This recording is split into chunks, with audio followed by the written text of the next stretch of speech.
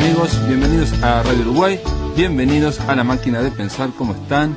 Hoy la idea es escuchar un programa especial. Se trata de una grabación de la Feria del Libro, de la Feria Internacional del Libro. Se trata también de la presentación de dos novelas que giran en torno a los charrúas.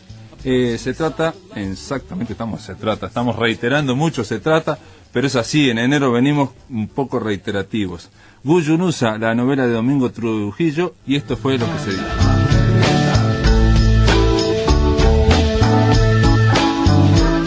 Hoy, entonces, a estar juntos aquí en esta feria nos convocan Laureano, la obra de Mariani, y Guyunusa.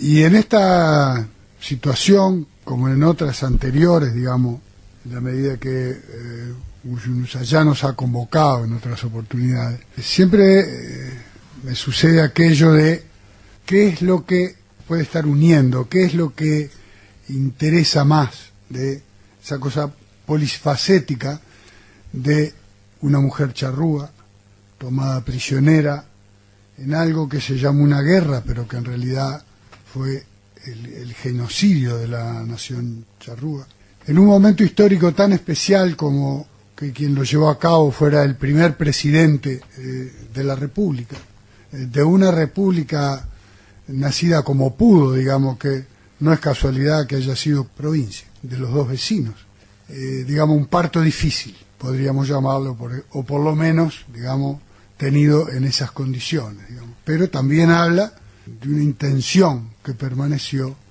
de un núcleo pequeño de pobladores de esta región de la banda frontera, como también se la llamó, aunque nos queremos olvidar que éramos la banda frontera, pero que hubo una intención de seguir siendo una nación y no una provincia. Pero no es muy exclusivo tampoco, pero nuestra nación nació así. Nació, entre otras cosas, exterminando a los pobladores, haciendo un intento, ¿verdad? Un exterminio cultural, podríamos decir, no genético, no biológico, porque en un porcentaje elevado, fundamentalmente al norte del país, como es la traza charrúa en la población, sigue apareciendo y en porcentajes elevados. Y la famosa mancha se sigue hallando en un porcentaje que anda entre el 11 y el 19%, según los lugares donde se mida. Pero lo cierto es que en la década del 30 hay una intención de que los charrúas, no solo como pueblo, digamos, también quienes vivían como charrúas, al decir de Vidar, dejaran de ser la molestia que eran para aquella revolución productiva que estaba pasando en nuestro país y que se va consolidando con el progreso de la producción pecuaria fundamentalmente y el alambrado como símbolo de ese progreso. No es casualidad tampoco que Arerunguá, el último lugar donde vive la nación charrúa, en la rinconada de Tacuarembó, Salto y Paysandú, más escondido que el propio Salsipuedes, y no casualmente el lugar donde estuviera la estancia de los Artigas, fuera el último reducto de la población charrúa. Y de ahí van a ser sacados, con trampas, con engaños, por Rivera, por Juliancito Laguna, para que acompañen al ya presidente, primero comandante de los ejércitos del norte, pero a esa altura ya presidente de la República, a que acompañe a las tropas del ejército a una última entrada a los portugueses, que era un último asalto a lo que fueran las misiones de San Borja, y que ya en manos de los portugueses de bastante antes. Como no sabiendo por dónde empezar el cuento, digamos, empezamos por la parte histórica. En general siempre nos une, digamos, porque es la de todos. Pero en este caso, ese es el dramático comienzo de las dos historias de las que hoy le vamos a hablar. Porque tanto Guyunusa como Tacuabé van a ser tomados prisioneros después de esa encerrona, de esa mal llamada Guerra de los Charrúas, y más bien la traición de Salsipuedes. E incluso en ambas novelas, en Guyunusa particularmente ustedes van a ver que está todo el despliegue de cómo se arma la batalla, cómo se arma, no la batalla, cómo se posiciona el ejército para esperar la llegada de las tolderías, que algunas incluso llegan en pie de guerra, ¿no? Ya no confían tanto, o confían sí y van a ir a la batalla que los invitó Julián Laguna, o no, o vienen a ver qué pasa, pero otros no, otros son más crédulos y llegan con sus familias, que es el colmo de la inocencia, ¿no? Y así es. Y así es tanto que, terminada esa acción bélica del ejército uruguayo contra la nación charrúa, va a haber el traslado de los prisioneros, y esos prisioneros van a ser trasladados por el camino que viene río Uruguay abajo hasta el Río Negro, y de ahí a Montevideo, y encerrados en el cuartel de San José. Originalmente, según la contabilidad que siempre se estila en estos casos, y los militares especialmente, que son muy gustosos de esas contabilidades, de una partida de 285 prisioneros, que son los que hay al final de la batalla, llegan a Montevideo 160 y pocos, fundamentalmente niños y mujeres. Allí van a ser detenidos, encerrados, en las peores condiciones que siempre están esas poblaciones, y más en esa época, y van a ser regaladas las mujeres y los niños, igual que como se hizo después de la guerra contra el Paraguay, en Buenos Aires. Las chinitas serían regaladas, los huérfanos o los niñitos serían regalados para que en las familias patricias se llevaran el mate o todos los servicios que podrían brindar ya ingresados a la sociedad civilizada de entonces. Guyunusa va a ser una de las mujeres que viene en esa arreada, ¿no? Y para no cargar demasiado la cosa en la historia, entonces traeríamos ahora la visión de la mujer, ¿no? Una visión como mujer, que supuestamente ya había tenido familia en algún momento, supuestamente es una de las esposas jóvenes de Baimaca. Todo indica que sí, porque en el barco, cuando el Faetón los traslade a Francia, ella va a ser parte de ese embarque, digamos, en la bodega, y convive con Baimaca. Aunque luego la historia, muerto Baimaca, ella establezca también una relación, digamos, de tipo de pareja con Tacuabé, con Laureano, y todo su último periodo en Francia lo hagan juntos. Todo hace suponer que la hija que ella tiene en París es hija de Baimaca. Y los tiempos, además, coinciden en que eso sea así, porque en el periodo biológico, ¿verdad?, del embarazo y la gestación, es el periodo en que ellos vienen en el Faetón, que es el barco francés que los traslada. Guyunusa es traída a Montevideo junto con los otros prisioneros, y al autor de la novela, en ese caso, le resultó de gran auxilio un marino, contrabandista quizá, que es sueco, Oxufud, que desde el punto de vista de la narración le permitió al autor ver la historia ya casi 2 siglos atrás, desde los ojos de alguien más parecido a nosotros hoy, que sería un sueco, por extraño que resulte, pero en definitiva un hombre de la época, un hombre que ya vivía los códigos de civilización y de cultura del occidente, de quien somos realmente descendientes, y cortando aquel abismo, digamos, con la cultura y el sentir charrúa, lo cual hubiera sido siempre mucho más difícil de interpretar. Oxufud es quien permite entonces introducirnos en la historia. Es un marinero que va a ver aquello que está sucediendo y nos va a acompañar de principio a fin en esa historia.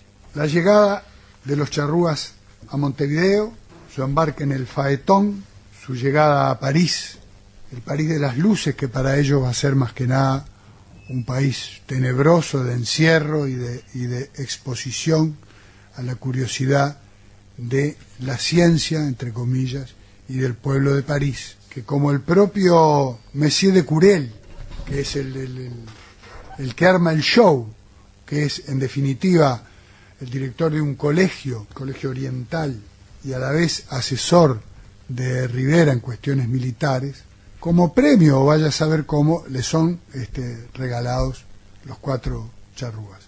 Fue un procedimiento, no era el exilio a medio camino, digamos, de la muerte o el exilio, estuvo aquella especie de destierro que practicó Rivera, según algunos, según Jambí, según Blanco, hasta como una muestra amistosa, digamos, de no eliminarlos y sí desterrarlos. Pero en realidad el procedimiento se practicó no solo con ellos cuatro. Digamos, hubieron charrúas enviados a las Malvinas, entregados a Vernet, quien en ese momento era gobernante, antes que fueran inglesas. Y bueno, otro charrúa va a morir en las costas griegas, embarcado también, porque eran cedidos, eran donados a los capitanes mercantes o de la Marina de Guerra, con la condición de que no se desembarcaran en los países limítrofes, ni por supuesto en el propio Uruguay.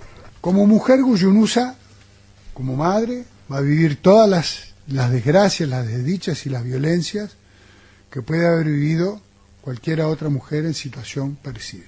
Y en aquella dificultad del autor para entender su sentir y su vida, es donde, recién decía Oxford, este marino va a permitir una entrada, digamos, una entrada mejor, una entrada que nos permita manejarnos en esas categorías del pensamiento que hoy más cercanas a todos nosotros. Esa especie de destierro, especie de exilio al que son condenados, y aquella especie de prisión y lugar de exposición de la Rue d'Antin, donde son presentados al público de la ciencia, son también una especie de fracaso en la intención inicial de Messier de Curel. Messier de Curel no va a hacer el dinero que pensó hacer con el espectáculo.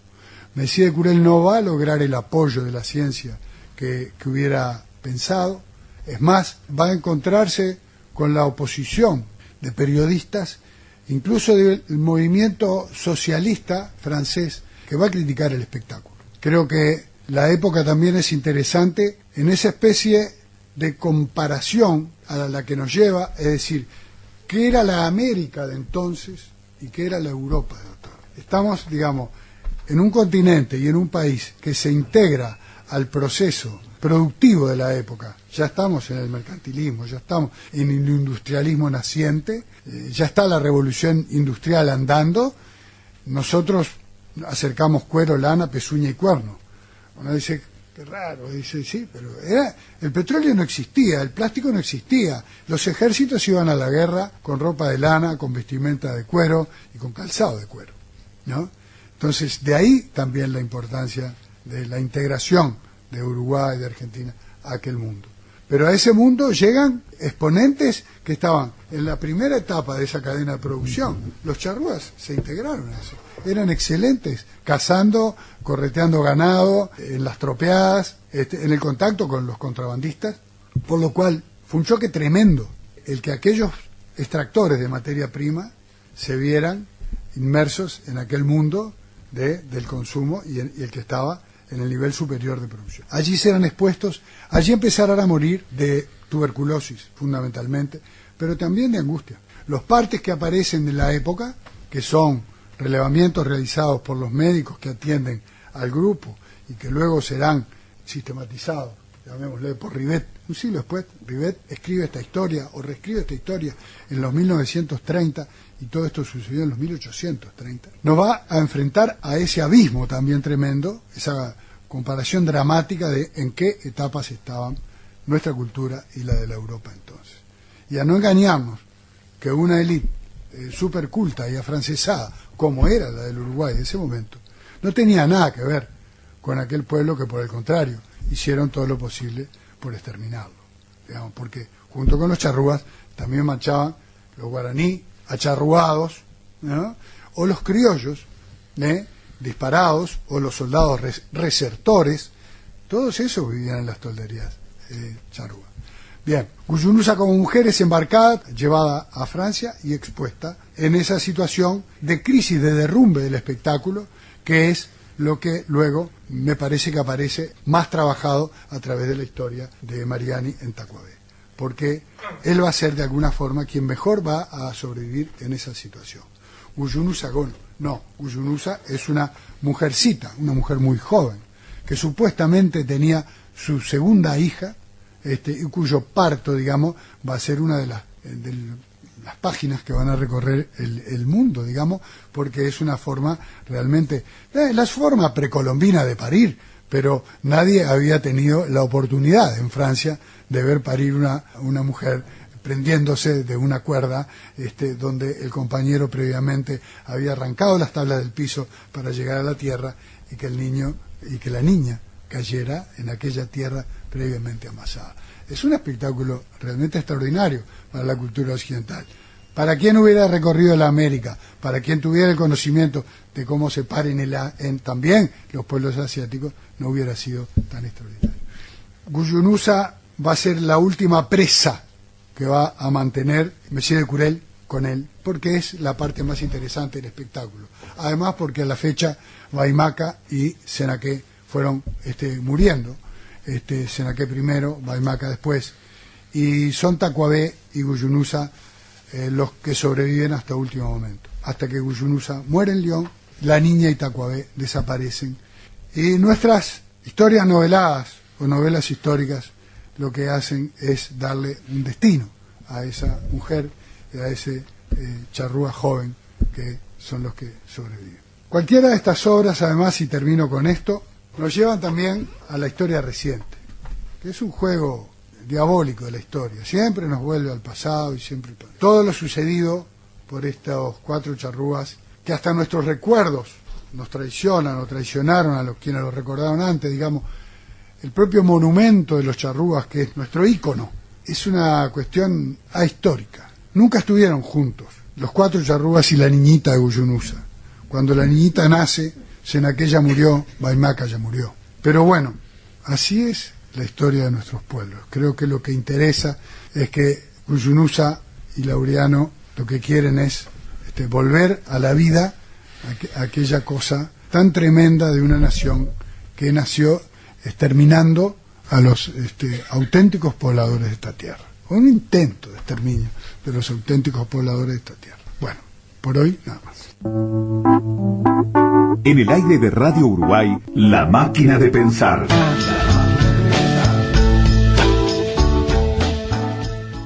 Ahora vamos a escuchar la presentación de la novela Laureano de Eduardo María. Yo voy a intentar, en el tiempo que me queda, dar una idea del personaje Laureano, en ese cuadro histórico que nace, que digamos surge de ese cuadro histórico que describió Domingo Trujillo, y de qué se sabe de él y de por qué lo elegí.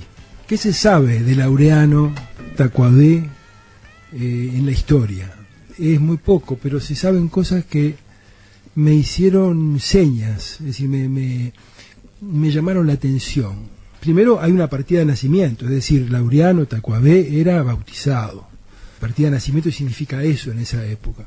Es hijo de un matrimonio, de una pareja casada, y no se sabe en realidad si era charrúa, se sabe muy poco. Algunos dicen que era guaraní, otros que era mezcla.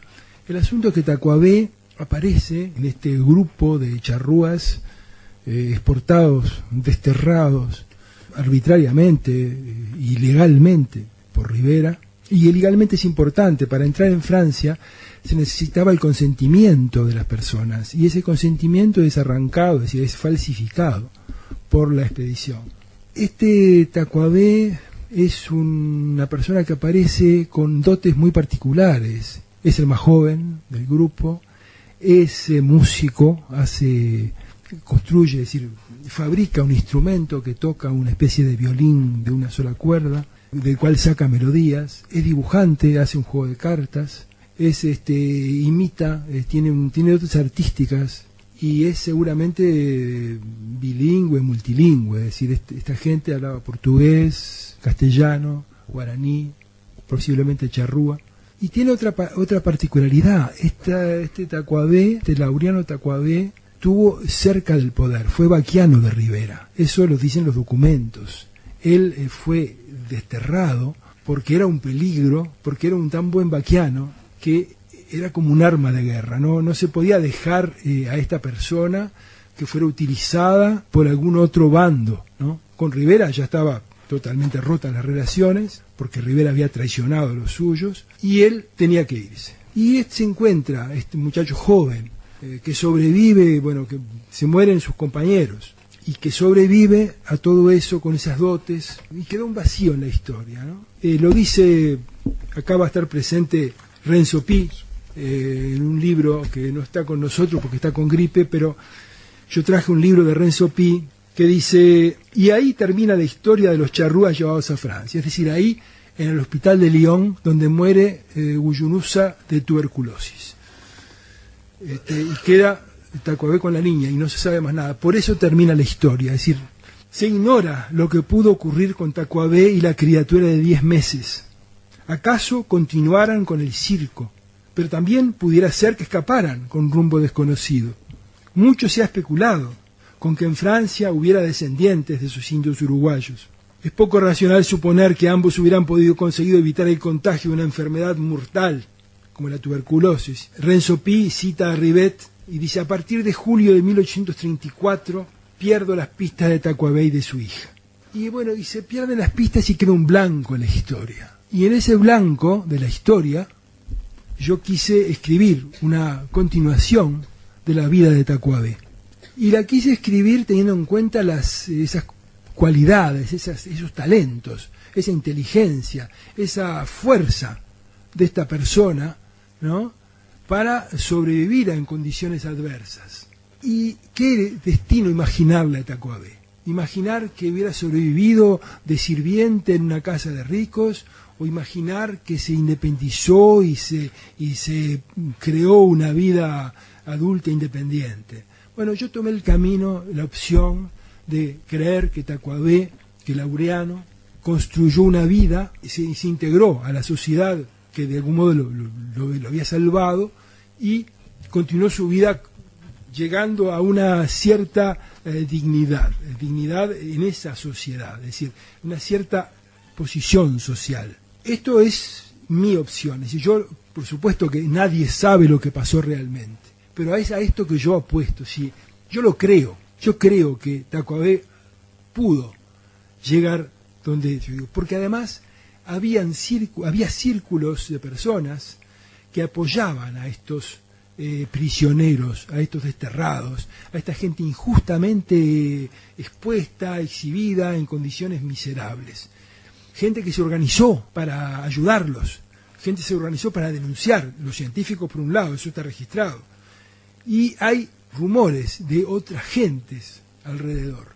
Entonces, bueno, yo creo en eso también. En Francia en ese momento había movimientos sociales fuertísimos, ¿no? Cuando yo señalo en el libro, cuando Guyunusa fallece en el hospital, en el Hotel Dieu de Lyon, hacía 2 meses que había terminado, que había sido ahogada en sangre la revuelta de los tejedores de Lyon, de Les Canuts, ¿no?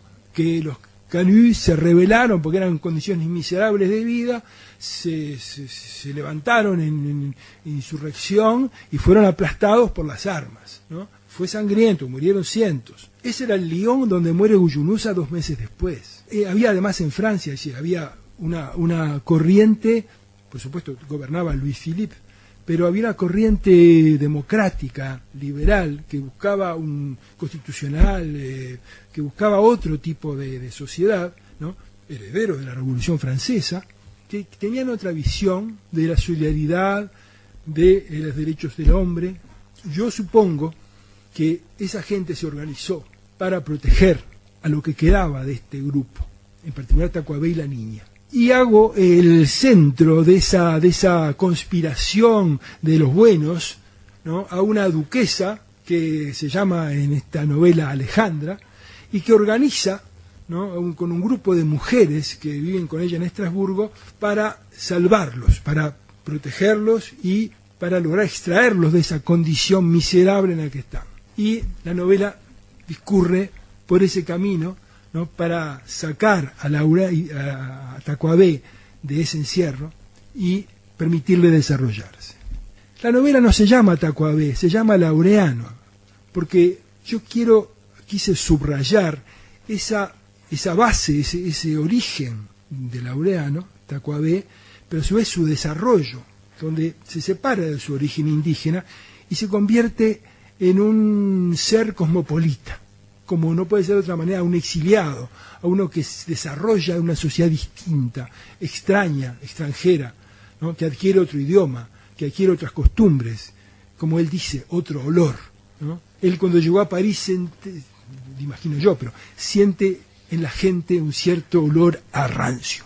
Dice, quizá, sea ese olor mismo que tengo yo ahora, después de tantos años de vivir entre ellos. Y esa persona con otro olor, ¿no? En algún momento, como muchos exiliados, quiere volver. Y esa es la segunda parte del libro donde Laureano vuelve a Montevideo. Y vuelve a Montevideo de la Guerra Grande. Vuelve a Montevideo de la Guerra Grande y se encuentra, claro, en el bando de Rivera, su enemigo. Y en contacto con Garibaldi, que nunca se entendió bien con Rivera tampoco. Y se mueve allí y vuelve al medio que era su medio de origen. Pero vuelve disfrazado, porque ahora, cuando él se pone las vestimentas de indio, en realidad se está disfrazando.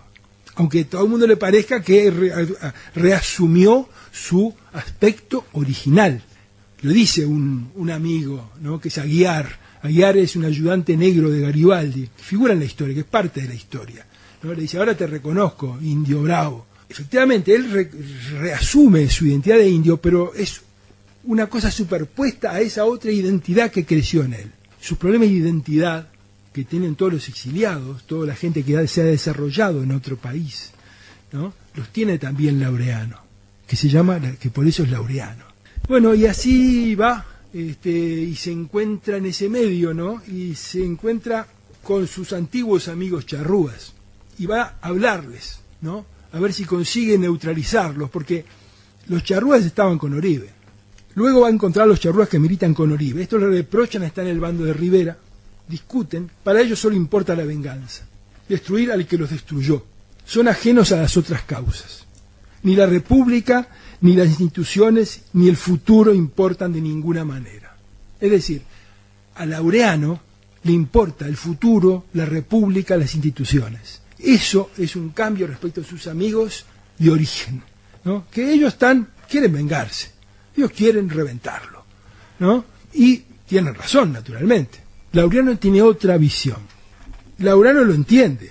Siente que para sus antiguos amigos se volvió un extraño, aunque sabe fingir que es el de antes. Sin embargo, hablando su lengua, narrando el fin que encontraron sus compañeros de exilio, sentado en torno al fogón con ellos, recobra el espíritu viejo que creía perdido.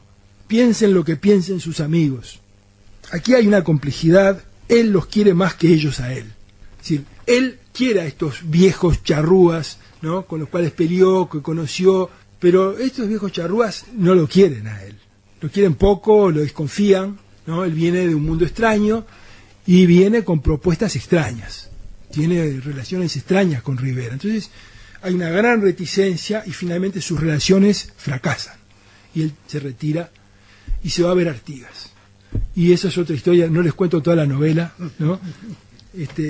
Pero el recorrido de Laureano por la banda, por su antiguo país, es un recorrido de decepción. ¿Por qué? Porque encuentra que ya no existe aquel pueblo, que está dividido, que Artigas está por un lado, que los charrúas por el otro, y esa es la realidad que hereda nuestro país. Bueno, nada más. En el aire de Radio Uruguay, La Máquina de Pensar.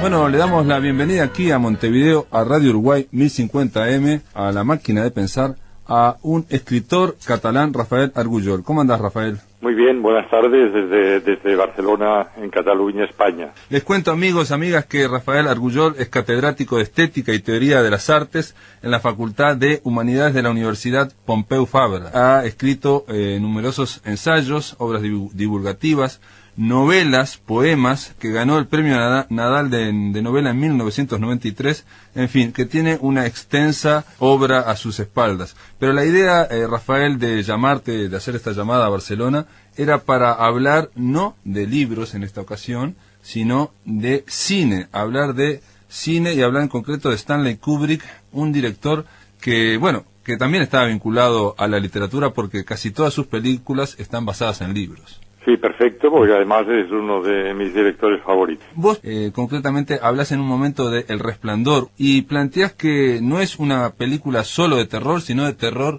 metafísico. ¿Qué quieres decir con eso? Bueno, El Resplandor plantea dos grandes escenarios, un escenario exterior que es el que estaría vinculado pues con todo lo que el espectador ve en la montaña, el vacío de la montaña, el aislamiento en una determinada mansión en medio del invierno, que nos llevaría a esa sensación de soledad, de aislamiento, de hilos cortados con toda la realidad exterior, y al mismo tiempo, de una manera yo creo muy magistral, se plantea ese aislamiento interior que en el caso de esta película lleva a la catástrofe, que podríamos vincular claramente con la creación artística, con la creación literaria. No olvidemos que el protagonista del Resplandor tiene que escribir, pero la escritura va circularmente alrededor de una sola palabra, un solo folio, es decir, lo que tradicionalmente se ha llamado el horror del vacío, el horror vacui, en este caso del folio en blanco, que es el terror de los escritores. Por tanto, se juega muy claramente con los dos vacíos. Planteas también que, y eso aparece en la película, que no solamente se habla del vacío exterior, de las montañas, de la soledad extrema, sino también de la soledad aparente de las estrellas, del cielo. O sea, como que hay tres grandes soledades aparentemente que están cubriendo a este hombre que se va camino a la locura.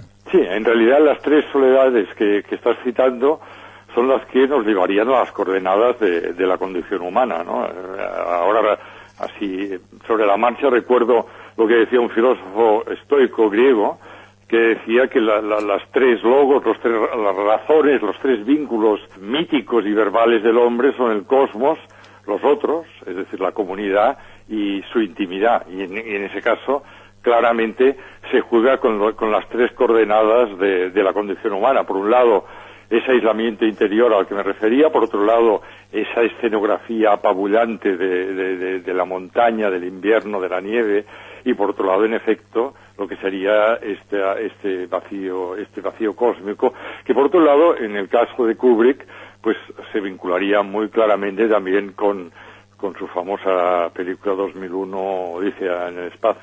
También yo agrego ahí está el vacío del hotel, ¿no? El hotel, el edificio, que es absolutamente vacío, están solamente esa familia. El vacío respecto al elemento humano, es decir, por un lado, el vacío respecto a sí mismo, respecto a los otros, y en los otros el elemento humano es básico, porque también hay que considerar cómo se va deteriorando su propio vínculo con el círculo íntimo en el que está, y luego ese vacío cósmico. También, pensaba que ese hotel está vacío, pero a la vez está lleno de presencias de personas que pasaron por ahí, ¿no? Incluso se plantea que... Pero eso yo creo que forma parte de la contrapartida del aislamiento. Es decir, en los tres planos a los que estamos aludiendo, hay una contrapartida espectral. Es decir, el hecho, él mismo sufre un proceso de escisión, de esquizofrenia, y cada vez es acosado de manera más poderosa por su espectro interior. Luego está eso que efectivamente aludes, que la mansión está lleno de presencias espectrales, y luego llega un momento que claro, el cosmos, el cielo, no nos aparece como el infinito pleno o consolador, sino que nos aparece como un contrainfinito, en efecto. Es la contrafigura espectral. Una pregunta con respecto a esta película. En ningún momento se define en la película si precisamente esas presencias tienen una solución fantástica o realista, o por lo menos en mi visión, ¿no? Si la explicación sería que Jack Torrance, el protagonista, interpretado por Jack Nicholson, se vuelve solamente loco, o también hay una explicación fantástica, digamos, de orden fantástico. Yo creo que la gran inteligencia de Kubrick es no introducir un elemento distorsionante desde el punto de vista fantástico, que hubiera disminuido la presión. Es decir, si uno quiere hacer algo terrorífico, fantástico, que sea, pero en el fondo que sea un poco light y sea suave, por horrorosa que sea la trama, si tú introduces un elemento inverosímil, pues el público se tranquiliza, se alivia. Pero si tú eres implacable con el argumento, sin introducir ninguno de estos elementos fantasiosos, distorsionantes, evidentemente la consecuencia es mucho más fuerte. Ahí recuerdo la diferencia muy interesante que hacía el poeta y pensador inglés Coleridge entre imaginación y fantasía.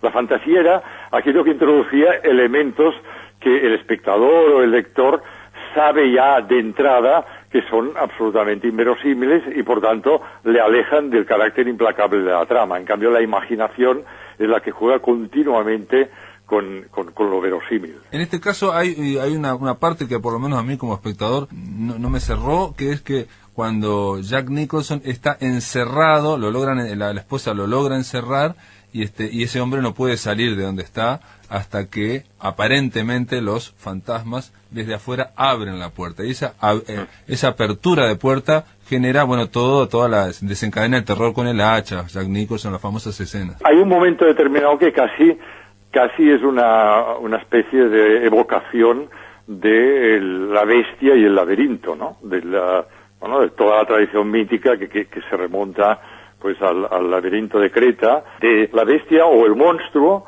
como el elemento que genera en nosotros una mayor curiosidad, pero al mismo tiempo una mayor ansiedad. El ser humano continuamente está buscando la compañía y temiendo la compañía y el acecho de lo monstruoso. Entonces, yo creo que simbólicamente el laberinto es el lugar donde se representa esa dualidad. Pero y cuando en eso de que le abran la puerta a Jack Nicholson desde afuera, ¿no es un elemento fantástico? Como en otras películas de Kubrick, más que el elemento fantástico, depende cómo entendamos fantástico o fantasía.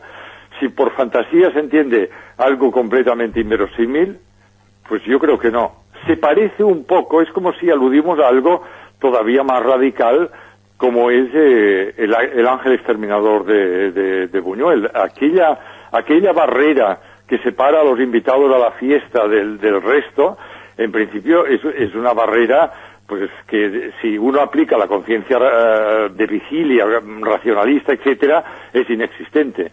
Pero si uno aplica el mundo de los sueños, el mundo de los recuerdos, el mundo de los pensamientos espontáneos, etcétera, etcétera, pues puede tener realidad. Claro, cuando yo hablaba antes de una pieza inverosímil, me refería no exclusivamente a nuestra visión racionalista, sino me refería a nuestra experiencia plural. Nuestra experiencia no es solo aquello que vivimos, por ejemplo, ahora que estoy conversando contigo y intento buscar una razón verbal, sino aquello que me ocurre en el insomnio, en los sueños, cuando aparecen estos pensamientos o recuerdos espontáneos, etcétera, etcétera. Y ahí nuestras coordenadas son mucho más amplias y distintas. Y así es como entiendo. Yo creo que en ninguna película de Kubrick él recurre al elemento fantástico que sería pues la presencia de un marcianito, o la presencia de extraterrestres, o las películas de terror en las cuales evidentemente hay algo completamente distorsionado. Me parece entonces te refieres más bien a un aliento onírico que se ve en la última película de Kubrick. En la ¿no? última película lo onírico está continuamente presente. A pesar de que en la última película precisamente el tema era muy difícil desde el punto de vista del cine, porque estaba basado en un relato que cayó en mis manos cuando era muy joven y que me fascinó, que es un sueño de Arthur Schnitzler. Entonces, claro, todo el relato ya se llama Sueño y va alrededor de lo onírico. Y a pesar de lo que podamos creer, es muy difícil trasladar lo onírico literario a la pantalla, porque, claro, la imagen recorta siempre el poder evocador y plural que puede tener la palabra. Pero en Kubrick lo onírico siempre es muy importante. En esta última película, Eyes Wide Out, si bien podía pasar como una película realista, hay un impulso onírico desde el principio hasta el fin, y yo creo que incluso puede pensarse que en esa película solo hay dos protagonistas, el esposo y la esposa. Todo el resto parece un gran sueño, un gran telón. Es que es así. Si uno acude al texto original, esa impresión es mucho más radical. En realidad, no solo eso, sino casi podríamos decir sin salir de casa. Claro, por todo este viaje por la noche de la ciudad, esta orgía, esta fiesta fantasmagórica, etcétera, todo lo que ocurre como una escenografía exterior podría ser, en efecto, diríamos, una escena de pareja en una casa, sin salir de casa. Y allá están planteados todos los traumas, todas las coacciones, todos los amores, todos los chantajes, que de repente, a través de lo onírico, adquieren una representación exterior y buscan paisajes y buscan escenarios.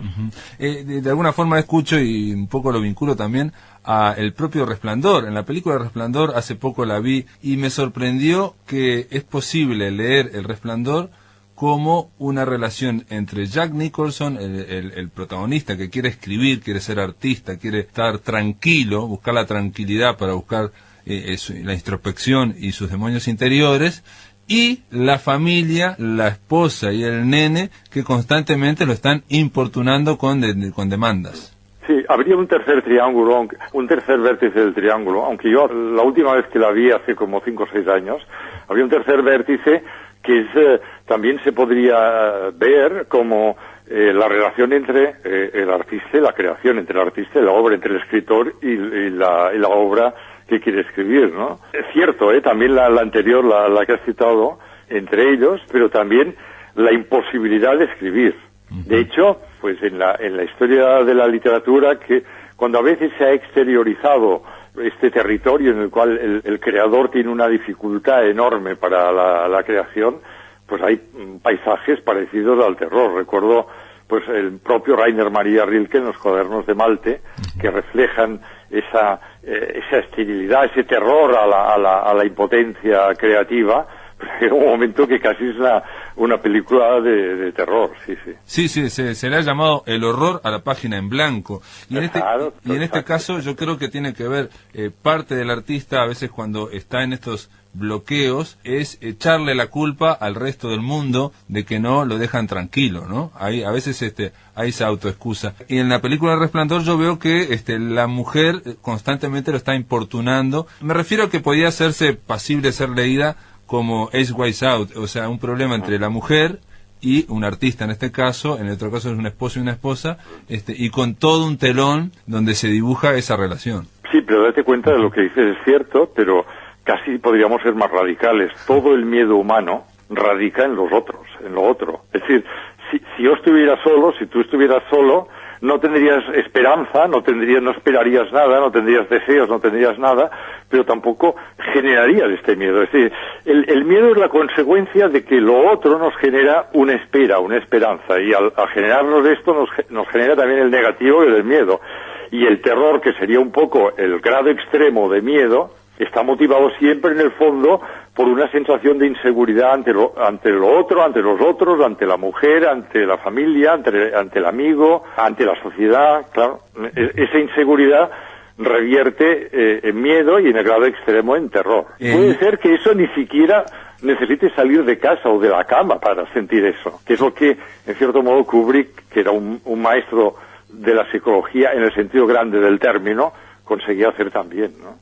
Y Kubrick, alguien que tampoco salía mucho de su casa y no salía mucho de Londres, y que estaba que tenía fama de excéntrico, de alguna forma, se le tachó en algún momento de que sus películas son demasiado cerebrales, demasiado distantes. ¿Vos qué pensás? Era un perfeccionista.